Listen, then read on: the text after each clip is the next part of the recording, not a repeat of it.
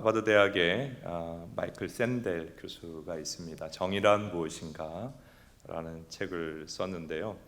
미국에서는 10만 부가 팔렸는데 우리나라에서 130만 부가 팔렸어요. 엄청나게 팔린 것입니다. 근데 이 책을 읽어보면 공리주의자 제레미 벤담, 또 존 스토트 밀 이야기가 나오고, 또 작은 정부론을 펼친 로버트 로직의 이야기가 나옵니다. 그리고 도덕에 있어서는 동기가 더 중요하다고 이야기한 칸트의 이야기와 이득은 분배되어야 한다고 얘기한 존 롤스의 정의론이 나옵니다. 그러니까 쉽게 얘기하면 어려운 책이에요. 제목을 보고 샀는데 내용을 알 수가 없는 그런 책입니다. 이 어려운 철학책이 왜 그렇게 많이 팔렸을까? 한국 사람들이 공평과 정의에 대한 욕구가 매우 크기 때문이지요. 그런데 이 공평과 정의에 대한 욕구는 한국 사람만 아니라 모든 인간의 본능입니다. 본성입니다.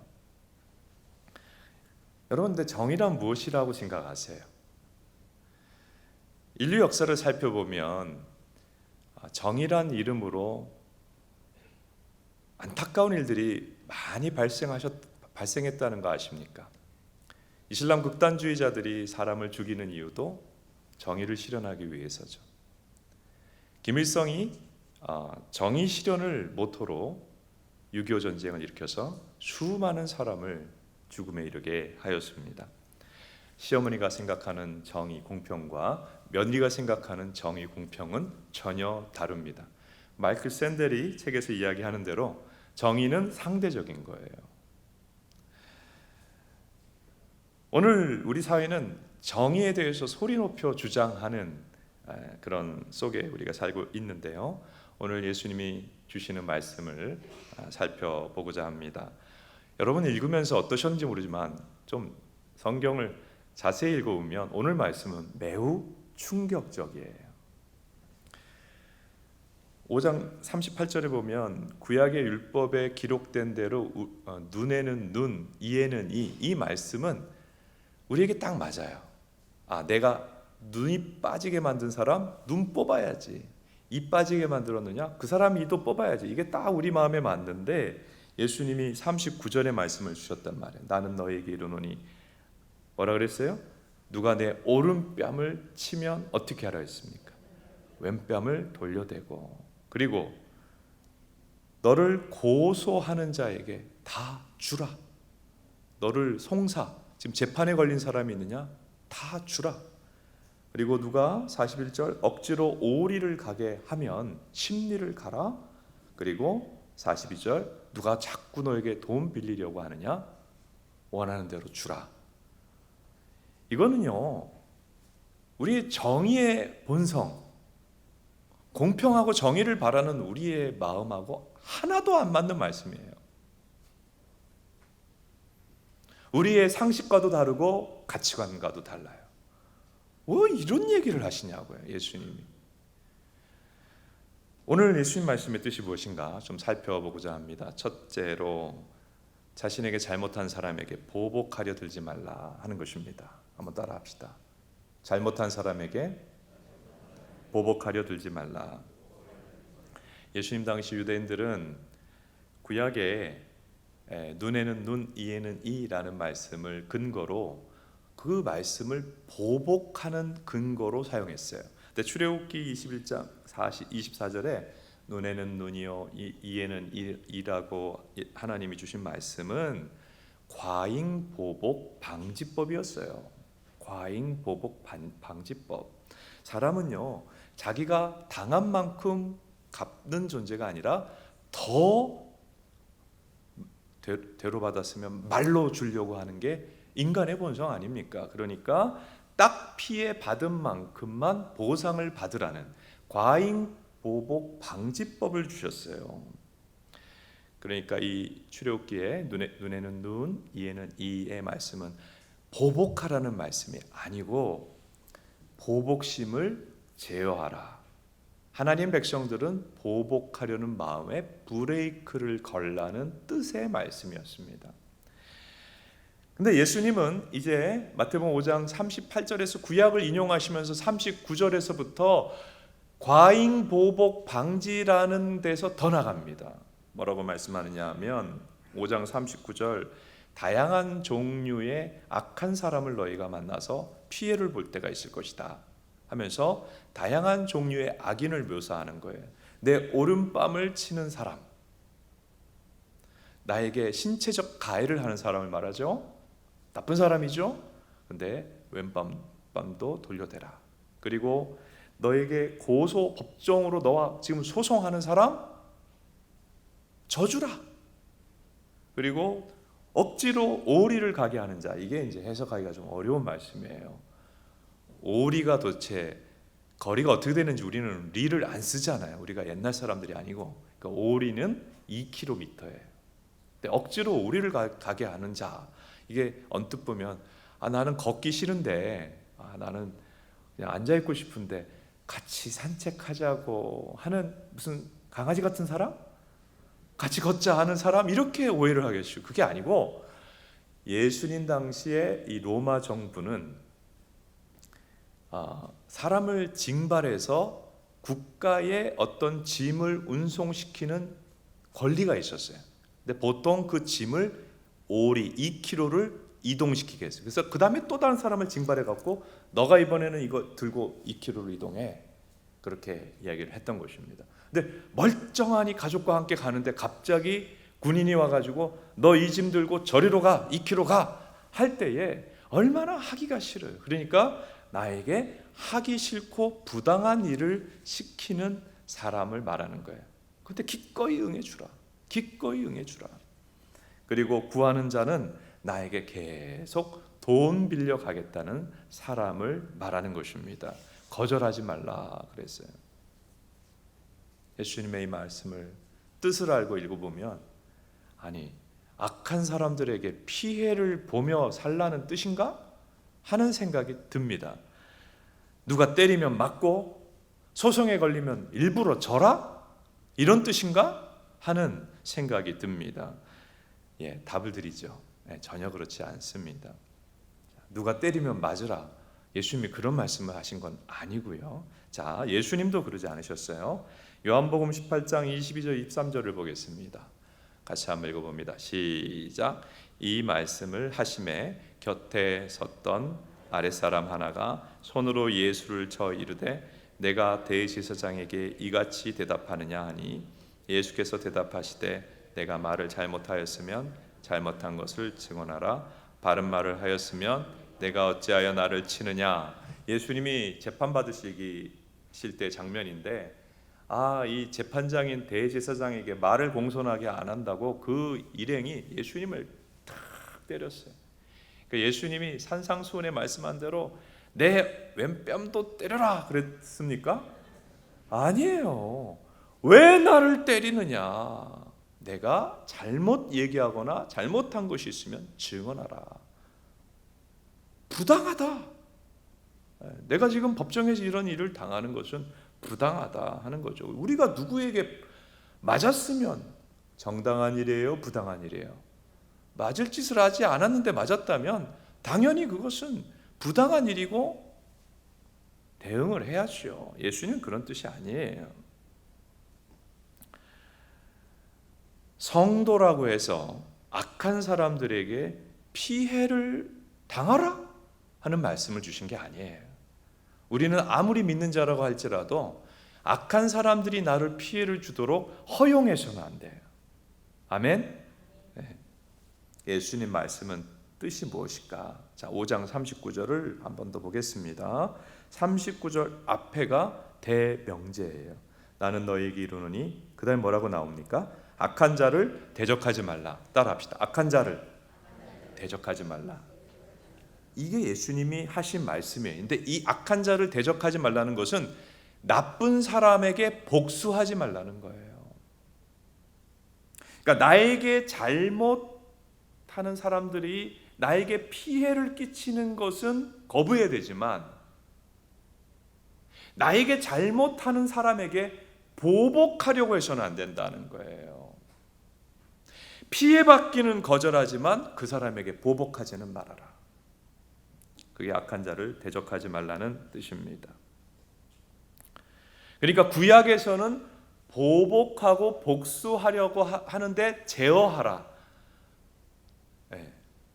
그러니까 어떤 동해, 그러니까 같은 해만 상대방에 끼칠 수 있다. 다른 말로 하면 보복을 막 하려는 마음은 절제하라고 구약에 말씀한 반면에 예수님은 보복은 아예 하지 말라 이렇게 이야기를 하신 것이죠.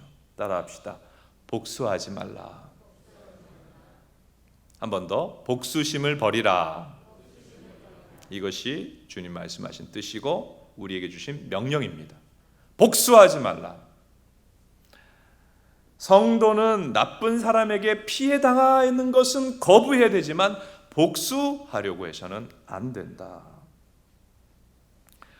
보복이 뭡니까? 내가 당한 대로 보응하고 또 심판하려고 하는 마음이에요.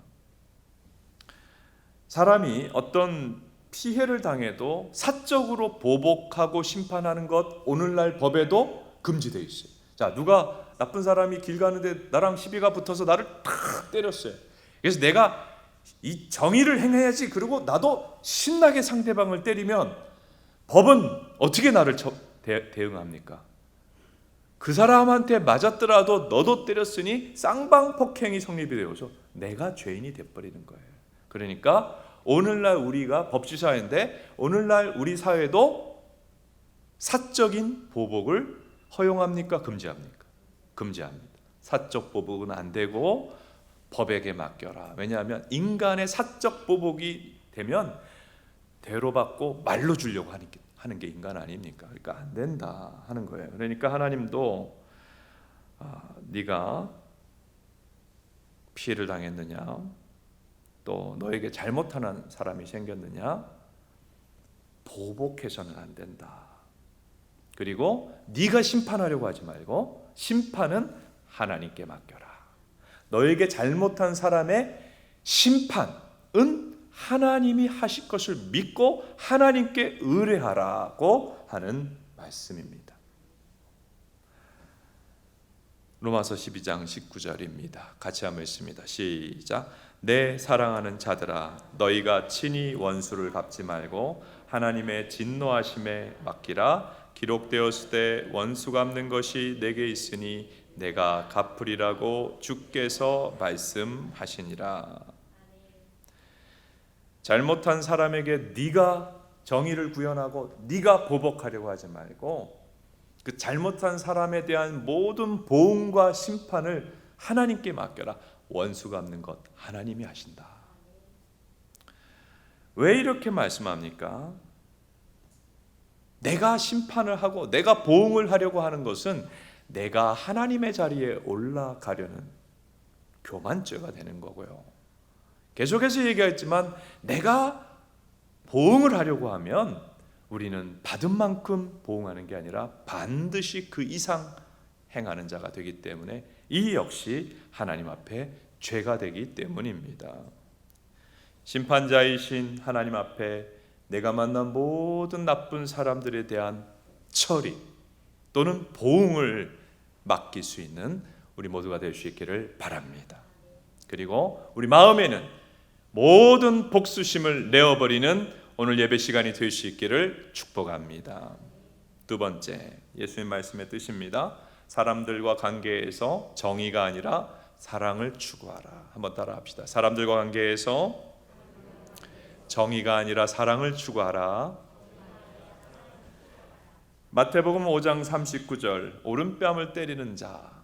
여러분 집에서 시험 삼아 세게 때리지 말고 상대방의 뺨을 한번 쳐보세요. 어느 쪽 뺨이 맞아요? 왼뺨을 맞죠. 대체로 사람이 오른손잡이니까. 근데 어떻게 하다가 예수님은 오른뺨을 친다라는 표현을 쓰셨을까요? 이 유대나라 이 예수님 당시에 극도로 경멸하는 사람에게는 손등으로 쳐버렸어요. 손바닥으로 치는 게 아니라 손등으로 이렇게 탁 모독적으로 치는 거예요. 근데 그런 사람에게 이게 이제 주로 로마인들이 유대인들에게 행했던 아주 못된 짓들입니다. 왼뺨도 돌려대라. 그리고 너를 고발하는 자에게 다 가지게 해라. 오리를 가자 하면 십리를 가라. 이 말씀의 뜻은 너희에게 잘못하는 자에게 보복하지 않아야 할 뿐만 아니라 너희에게 잘못하는 자에게 관대하고 사랑을 베풀어라는 뜻이에요.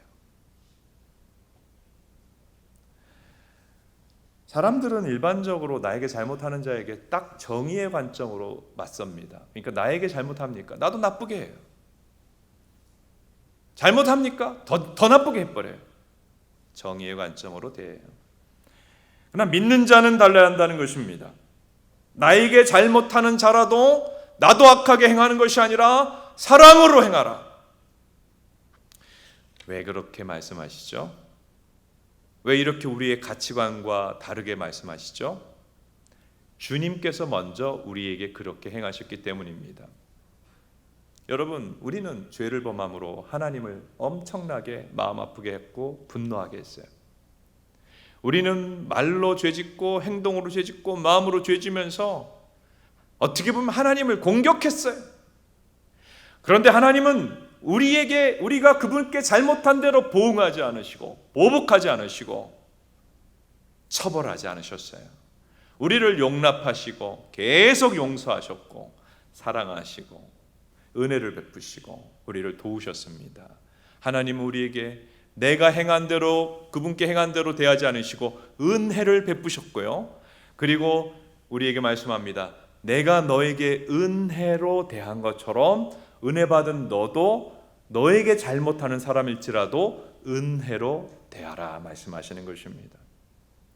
은혜 받은 자는 은혜로 사람들을 대하여야 한다고 주님이 말씀하십니다. 그리고 그것을 믿음이라고 하십니다.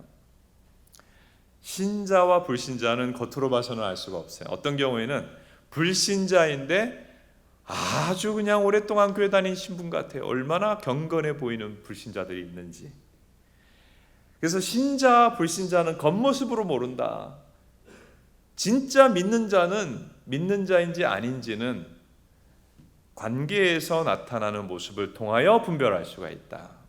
불신자는 자신에게 누군가 잘못합니까? 두고 보자. 내가 가만히 있나 보자. 반드시 기회가 오면 너를 처단하겠다. 보복하겠다. 이게 불신자예요. 왜냐하면 본성대로 행하는 거죠. 그런데 신자는 나에게 잘못한 사람 있습니까? 화가 납니다. 상처받습니다. 고통합니다. 근데 거기에 끝나지 않아요. 하나님 앞에 기도해. 그 상처받은 마음 가지고 하나님, 내가 이 사람 계속 미워하는 것은 믿는 자로서 할 수가 없는 일입니다. 용서할 수 있도록 힘주세요. 그리고 그렇게 기도하고 하나님 앞에 예배하면서 그 사람을 용서하고 용납할 수 있는 하나님께서 주시는 힘을 받아가지고 용서하고 나에게 잘못한 그 사람과 관계를 다시 회복하는 사람이 신자입니다. 그러니까 믿지 않는 사람은 한번 마음에 상처 있고 속상하면 미운 그 감정을 안 풀어버려요. 끝까지 가지고 있습니다.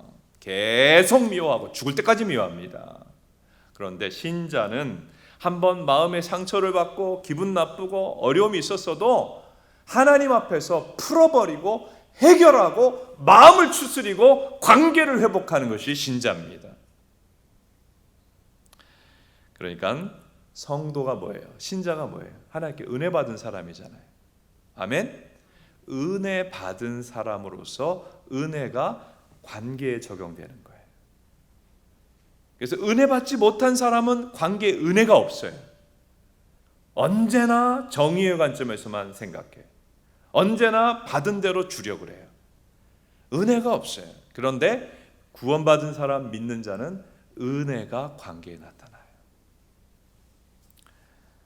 여러분, 우리의 관계에 은혜가 나타나고 적용되고 있는가를 돌아볼 수 있기를 바랍니다. 우리 모두의 관계에 주님이 나에게 베풀어 주신 은혜가 적용되고 표현될 수 있기를 축복합니다. 그래서 성도는 인간관계를 옳고 그름의 차원에서 살지 않습니다. 하나님이 우리를 옳고 그름의 차원에서 대했다면 우리는 이미 죽었어요. 이미 저주받았어요. 이미 멸망당했어요. 하나님은 우리를 옳고 그름의 차원으로 대하지 않으시고 사랑의 차원으로만 대하셨어요. 그래서 구원받은 자는, 성도는 모든 인간관계에서 옳고 그름으로 판단하고 옳고 그름을 추구하는 것이 아니라 사랑을 추구합니다. 성경에 그 예가 너무 많은데 요셉이 대표적인 예죠. 요셉은 너무나 나쁜 사람들이 주변에 여러 명 있었어요. 형들이 나빴어요. 형들이 아주 못됐어요. 그래서 형들이 시기해서 동생을 인신매매해버리고 아버지한테는 동생을 잃어버렸다고 거짓말하지 않습니까? 이 형제간에, 형제란 이게 진짜 무서운 거예요. 진짜 싸움은 자매끼리의 싸움, 형제끼리의 싸움인지도 몰라요. 어쨌든 간에 나쁜 형들이 있어서 고통을 받았고요. 그 다음에 그렇게 인신매매돼서 이집트의 어떤 고관 대작의 집에 가서 종살이를 했는데 너무나 일을 잘했단 말이에요. 그런데도 그 여주인이 모함을 해가지고 어떻게 됐습니까? 감옥에 들어갔어요. 요셉이요, 자기가 당한 것을 응징하려고 하고 옳고 그름의 차원에서 살았다면 창세기 요셉의 이야기는 피비린내 나는 이야기가 됐을 거예요. 누가 처단당하고 누가 죽고 누가 계속 어떤 피비린내 나는 비극이 쓰여졌을 것입니다. 그런데 요셉은 그렇게 옳고 그름으로 대하지 않고 사랑으로 대하였어요. 왜 그랬을까요? 요셉이 고난 중에 하나님을 깊이 만났는데, 요셉이 깊이 하나님을 만나보니까 하나님은 공의보다 사랑이 더 많은 분이셔요. 그리고 믿는 자에게 공의로 살 것이 아니라 사랑으로 살 것을 말씀하시는 하나님인 것을 깨달은 거예요. 그러니까 요셉은 옳고 그름으로 차원으로 얘기했으면 형들 다 죽었어요. 다 죽었어야 돼. 그런데 사랑의 차원으로 살아야 된다는 것을 하나님께 깨닫고 사랑을 추구하는 사람이 된 것이죠. 오늘 세상의 사람들은 다 정의를 부르짖습니다. 그러나 믿는 자들은 정의가 아니라 사랑이 우리의 목표와 관심사가 될 줄로 믿으시길 바랍니다.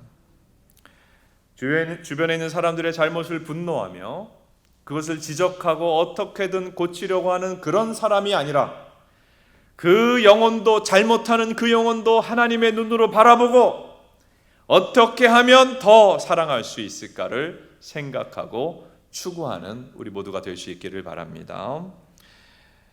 로마서 12장 20절로 21절 같이 한번 읽어보겠습니다. 시작. 내 원수가 줄이거든 먹이고 목마르거든 마시게 하라. 그리함으로 내가 숯불을 그 머리에 쌓아 놓으리라. 악에게 지지 말고 선으로 악을 이기라. 그리스도인은 나쁜 사람, 못된 사람, 나에게 상처 주는 사람, 어떻게 하면 정의를 실현할까, 이게 아니고 사랑으로 이기는 사람입니다. 따라합시다. 사랑으로 이기라.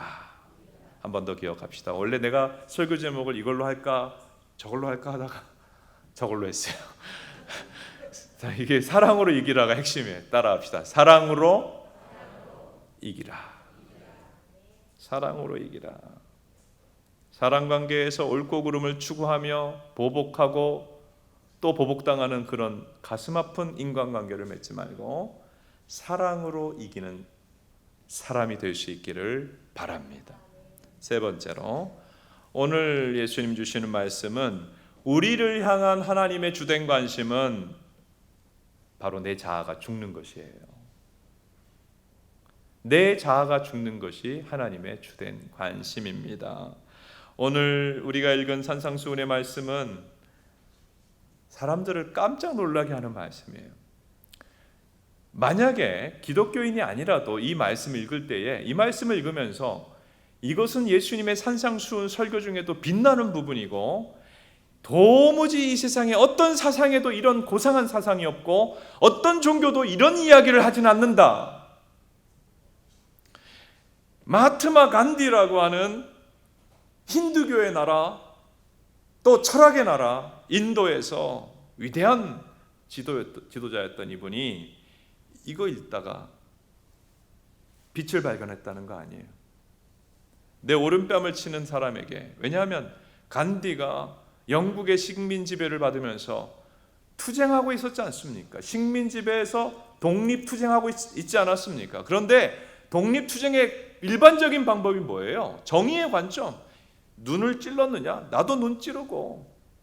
억압하느냐? 테러를 행하고. 이게 일반적인 독립 투쟁이었는데 마하트마 간디가 크리스찬 아니에요. 이거 읽고 완전히 개안을 했어요. 비폭력 투쟁, 사랑으로 이기자.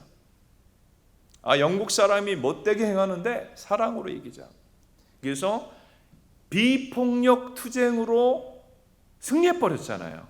그것의 계기가 된 말씀. 그래서 사실은 전 세계적으로 지식인이다, 리더자들이다, 이 말씀을 다 찬양합니다. 찬사합니다. 어떻게 기독교는 이렇게 우월하냐. 이것은 공자의 유교보다도 우월하고 이슬람교보다도 우월하고 어떤 인류의 사상보다 우월하다라는 찬사를 받는 말씀인 반면에 그저 평범한 우리들이 이 말씀을 읽을 때는 좌절이 되는 거예요. 예수님 만일 이렇게 말씀했으면 우리가 좋아했을 거예요. 너희에게 잘못한 사람이 있느냐? 처단하고 정의를 행해라. 그러면 속이 시원해가지고 사이다의 말씀이다. 와, 사이다 하면서 와, 너무 좋다 막 기뻐하고 열광했을 거예요. 근데 예수님은 완전히 반대로 말씀하셨잖아요. 오른뺨을 치면 왼뺨을 돌려대라니요. 이거는 너희에게 잘못하는 사람도 관용하고 용서하라는 말씀을 주셨지 않습니까? 여러분 본성에, 우리 본성에 맞아요, 안 맞아요? 솔직하게. 잘못하는 자도 관용하고 용서하라. 맞아요, 안 맞아요?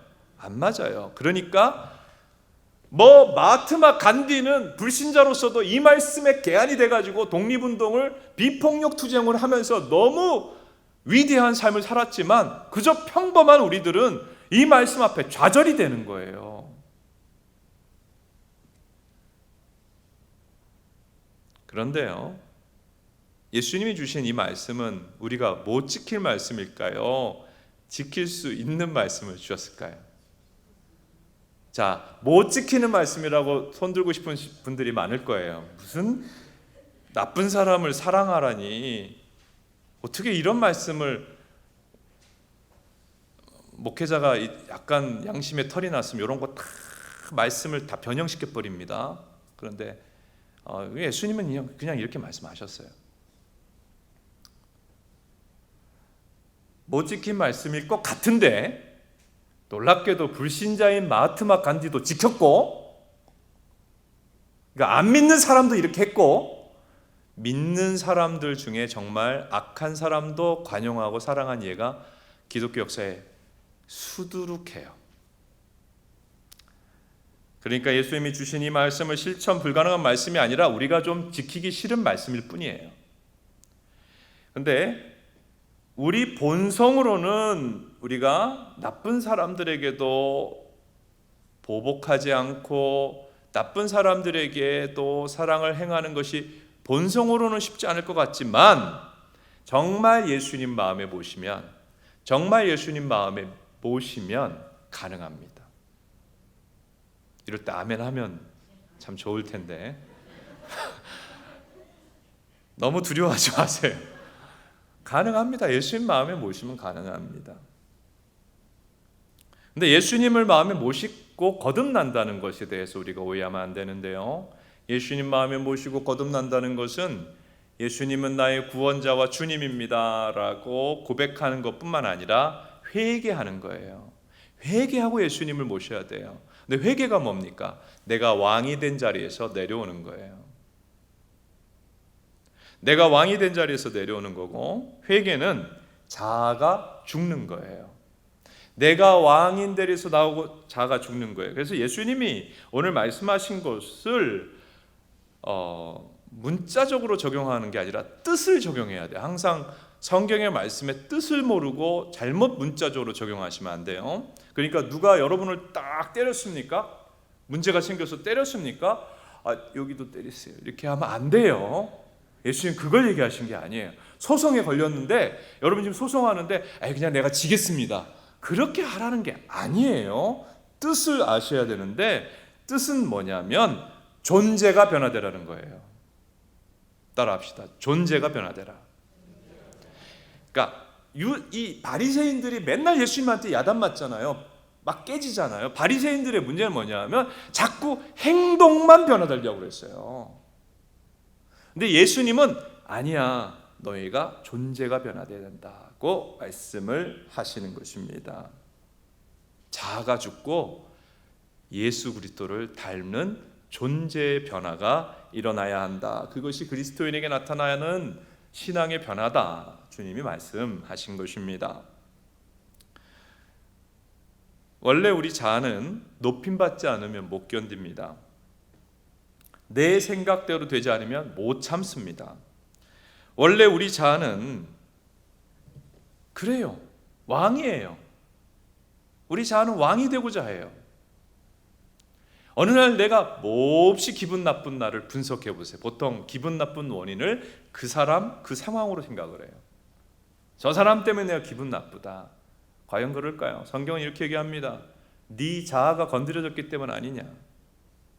네 자존심이 건드려졌기 때문 아니냐? 네가 조금 낮아졌다고 느끼기 때문에 그토록 네가 분노한 것이 아니냐? 너의 자아가 그 사람 앞에서 반응한 것이다. 왕이 아니고서는 만족할 수 없는 자아가 반응한 것이다. 그렇게 말씀을 합니다. 그러니까 믿는 내가 왜 이렇게 분노할까? 왜 이렇게 상처받았다 그럴까? 그 원인을 가만히 생각해 보면 인정받고 대접받고 내 맘대로 하고 싶은 자아가 원인이라는 것을 우리는 알게 됩니다. 이 자아가 그 하나님의 자리에서 내려오지 않으면 우리는 말씀대로 살 수 없어요.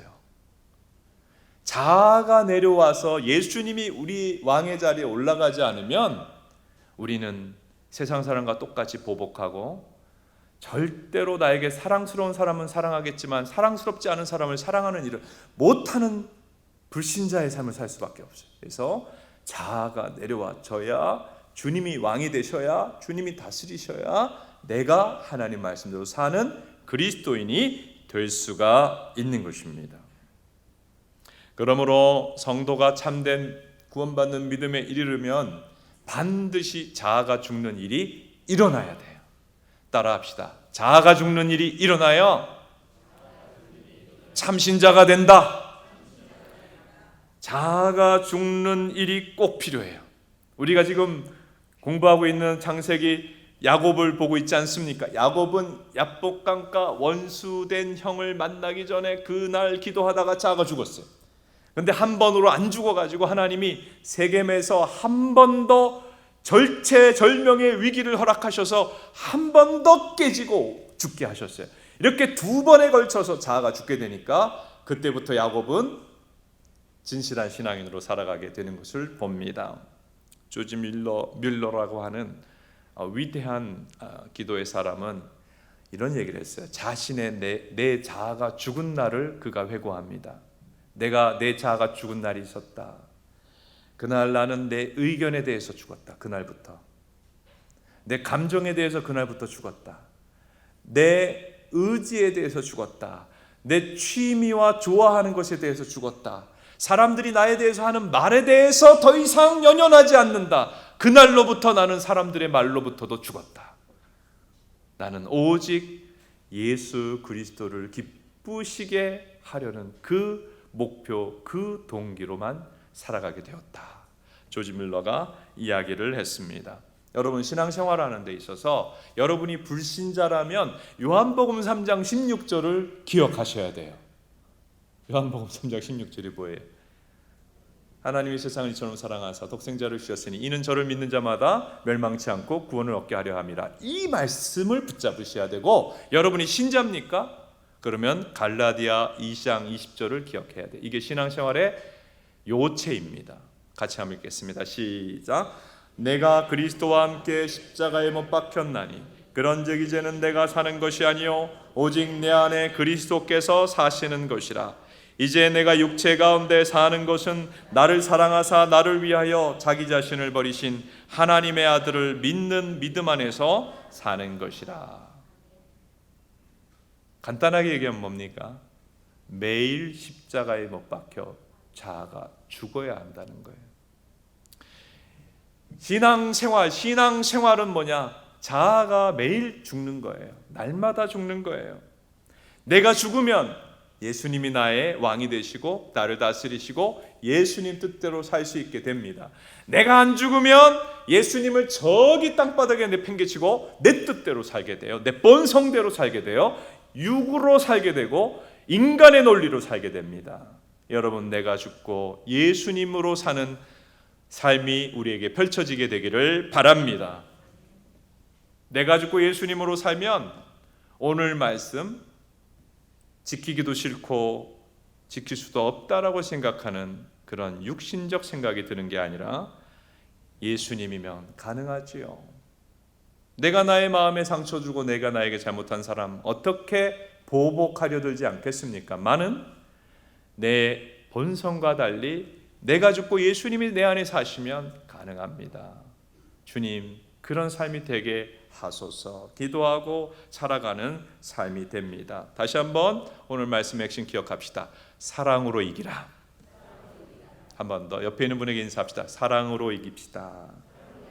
여러분, 내게 잘못한 사람 두고 보자. 너 내가 반드시 손봐준다. 믿는 자의 마음이에요? 불신자의 마음이에요?